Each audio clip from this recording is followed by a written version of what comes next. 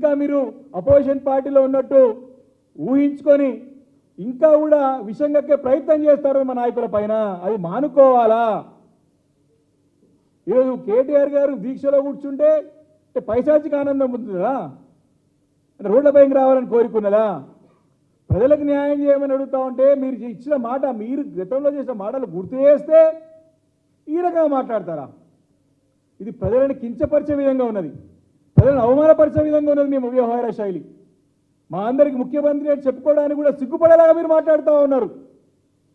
కాబట్టి మీ వైఖరి పద్ధతి మార్చుకోవాలా? 100 రోజులకు దగ్గర వస్తూ ఉన్నారు. 100 రోజుల తర్వాత ప్రజలే అడుగుతారు మిమ్మల్ని, ప్రజల తర్వాత మేము అడుగుతాం. ఖచ్చితంగా సమాధానం చెప్పాలా మీరు? అప్పుడు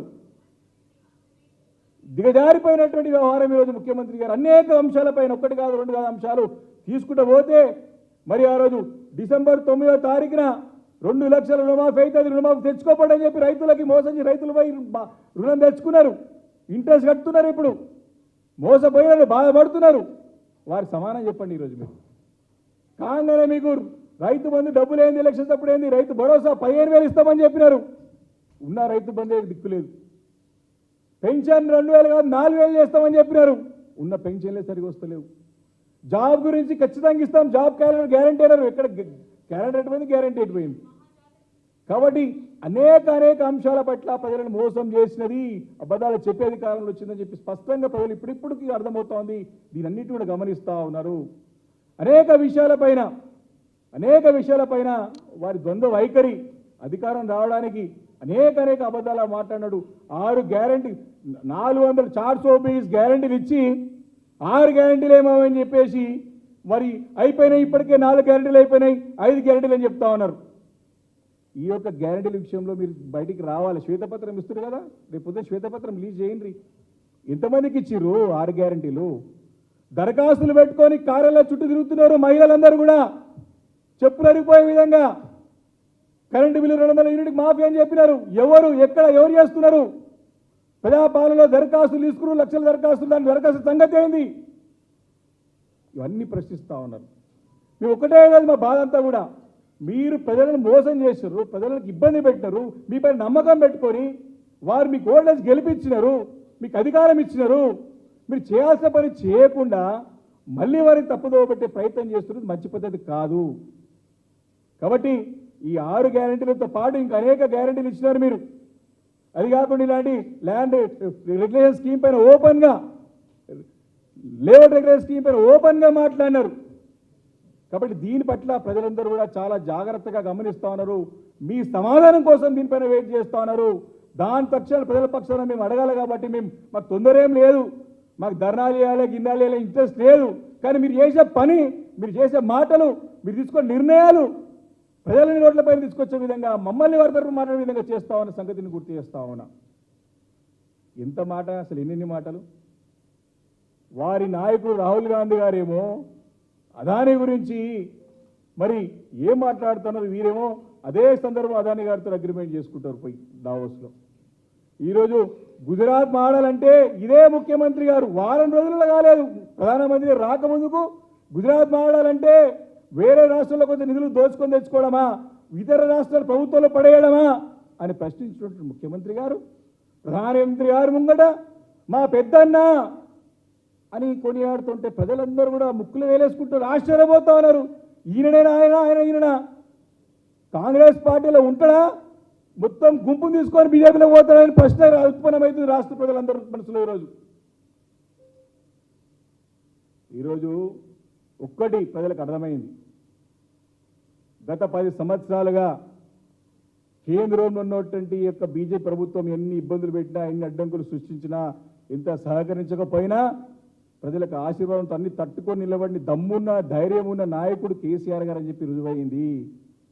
ఈరోజు మన ముఖ్యమంత్రి గారు వారి సంకన చేరి దేనికి సహకారం కోసం కాదు, ఇప్పటికే బీజేపీ నాయకులు అంటున్నారు తుమ్ముతే ఊడిపోయే బుక్కు లాంటి ప్రభుత్వం మా ప్రభుత్వం, ఆయన ప్రభుత్వం కాపాడుకోనికి మరి ప్రధానమంత్రి యొక్క ఆశీర్వాదం ఆయన సహకారం కోరుతున్నాడు తప్ప ఆ ప్రజల పని గురించి కాదని చెప్పి ప్రజలు స్పష్టంగా అర్థమవుతా ఉన్నది.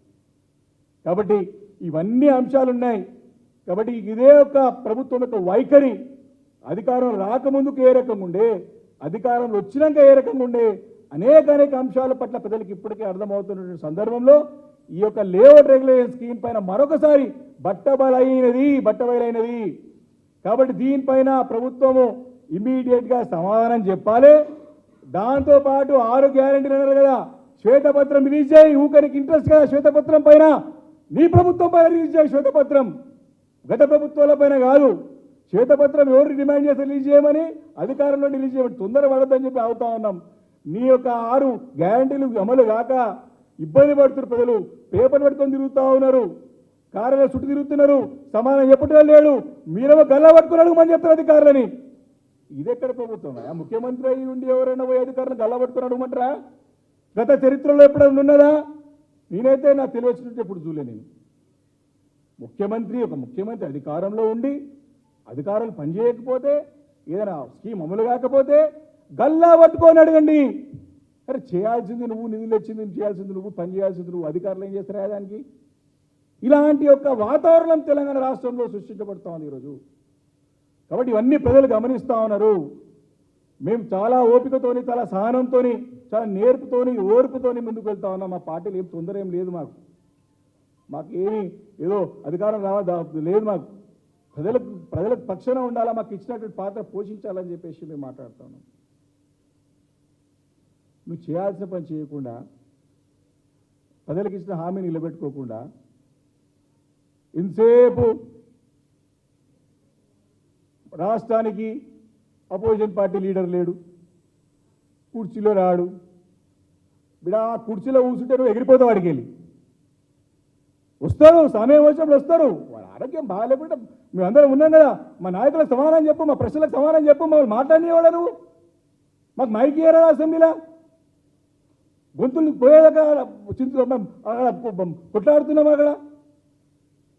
ఈరోజు మా మంత్రిగా పనిచేసినటువంటి హరీష్ రావు గారు, కేటీఆర్ గారు, జగదీశ్వర్ గారు, చాలామంది మాకు అనుభవం ఉన్న నాయకులు మాట్లాడుతూ ఉంటే మీరు ఏ ప్రశ్న మీ అనుమానాలు నివృత్తి చేసే సిద్ధంగా ఉంటే 10 మంది మంత్రులు లేస్తారు, అందరు మంత్రులు లేచి మాట్లాడతారు.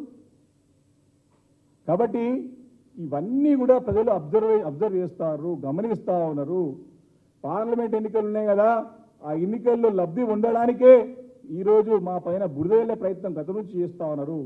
ఈరోజు మేము బురదేళ్లే ప్రయత్నం కాదు, దీనికి సమాధానం చెప్పని అడుగుతున్నాం. మేము మాకు ఫ్రీగా రెగ్యులరైజ్ చేస్తా ఉన్నావు, చెయ్యని అడుగుతున్నాం మేము. ఈరోజు ఎందుకు నువ్వు జీవో తీసుకొచ్చి 31 తారీఖులో కట్టమని అడుగుతున్నావు? అందరం మా పార్టీ దగ్గర అందరం వచ్చేసి ఈరోజు అందరం బై రోడ్డు పైనకి వచ్చి అడుగుతున్న ప్రజల పక్షాన్ని అడిగినాం. దీని సమాధానం గురించి మేము వేచి చూస్తూ ఉన్నాం. దీనిపై చెప్పాలి. అదేవిధంగా మీ 6 గ్యారంటీల పైన ఈ 100 రోజుల లోపల శ్వేతపత్రం రిలీజ్ చేయాలి. ఫస్ట్ శ్వేతపత్రం మీది కాదు, మా తప్పు ప్రభుత్వం కాదు, నీ శ్వేతపత్రం నీ చేతులు ఉన్నది, నీ ట్రాన్స్పరెంట్ బయట రిలీజ్ చేయి. 100 days పూర్తయిన సందర్భంగా వేచి చూస్తాం, స్వాగతిస్తాం. తప్పకుండా దానిపైన ప్రజలను తీసుకొస్తాం, చర్చిస్తాం. కాబట్టి ఇవన్నీ కూడా ఉన్నాయి.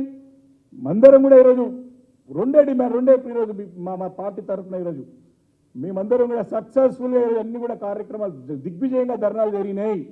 దేని గురించి? మీరు ఇచ్చిన మాట తప్పినారు, రెడ్ హ్యాండెడ్గా దొరికిపోయారు. మీరు ఈరోజు ప్రజలకు సమానం కోరుతా ఉన్నారు. ప్రజల తరఫున ఈరోజు మేము అడుగుతా ఉన్నాం, ల్యాండ్ రెగ్యులేషన్ స్కీమ్ పైన మీరు వైఖరి మార్చుకున్నారా? ప్రజలు మోసం చేస్తున్నారా? అబద్ధాలు చెప్పి మీ అధికారంలోకి వచ్చిరా? దానిపైన సమాధానం కోరుతా ఉన్నాం. మేము మళ్ళీ దాంతో డిమాండ్ చేస్తున్నాం, ఇచ్చిన మాట పైన నిలబెట్టుకొని LRSని ఫ్రీగా చేయాలని డిమాండ్ చేస్తా ఉన్నాం. ఈ 100 రోజులు పూర్తయ్యే లోపల ఈ గ్యారంటీల పైన శ్వేతపత్రం రిలీజ్ చేయాలని చెప్పేసి డిమాండ్ చేస్తా ఉన్నాం. Thank you.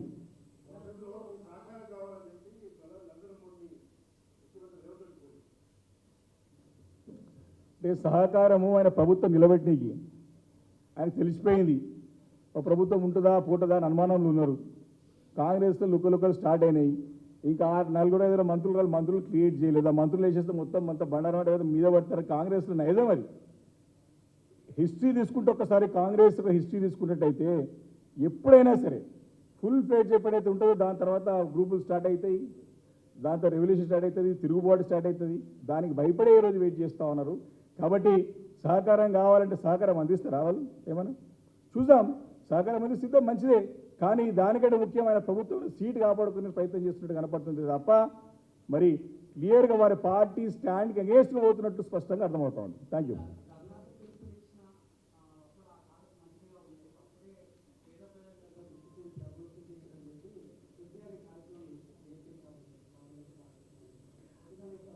అయితే వసూలు చేయలే, కోర్టులో వేసిరు. ఇప్పుడు వీళ్ళు సిద్ధంగా ఉండే చేసుకుంటానికి అప్పుడు 4 years 5 years బ్యాక్ ఇంత నష్టపోయిన ఇప్పుడు అప్పుడే చేసుకుంటే అప్పుడు నాకు రేట్స్ ప్రకారం చేసుకుంటే అయిపోతున్నాయి కదా. మీరు ఎందుకు మేమేమంటున్నామంటే మీ వైఖరిలో మార్పు ఎందుకు ఉంది? మీరు ఫీ అని డిమాండ్ చేశారు కదా, అదే ఏమంటున్నాం కదా మీరు. రోజు ఆ రోజు మేము మా చిట్ట ప్రకారం మా పద్ధతి ప్రకారం మేము పోయినాం. ఆ రోజు మీరు అది తప్పు అని ఆ రోజు అన్నారు. అదే తప్పు మరి మీరు ఎందుకు చేస్తారు ఈరోజు? That is our question. కాబట్టి దానిపైన సమాధానం అడుగుతాను. Thank you.